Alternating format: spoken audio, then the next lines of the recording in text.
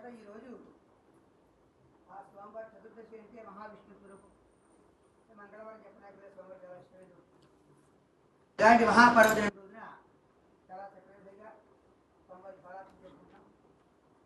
సంభావన విహారాయ కంఠమాదన వాసినే భక్తరక్షణ శీలాయ ఆంజనేయాయ నమో నమః. ఆ యొక్క అరటిపళ్ళ వల్ల స్వామివారి విహరిస్తూ ఉంటారు. 5 అరటిపళ్ళు నైవేద్యం పెట్టి స్వామి నాకు ఈ కార్యం చేస్తుంటారంటే ఆ కార్యం అలాంటి అరటిపళ్ళతోటి మన ఈ కార్తీక మాసంలో చక్కగా పూజ చేసిన మహదాగ్యాన్ని మహదావకాశాన్ని కూడా మన స్వామివారు అనుగ్రహించారు.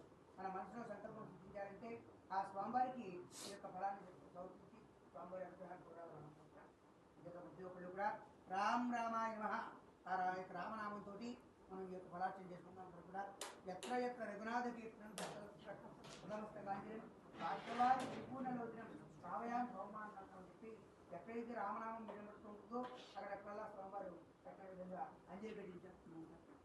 ఇక్కడే ఎక్కడో మన స్వామివారు పులివై ఉంటారు.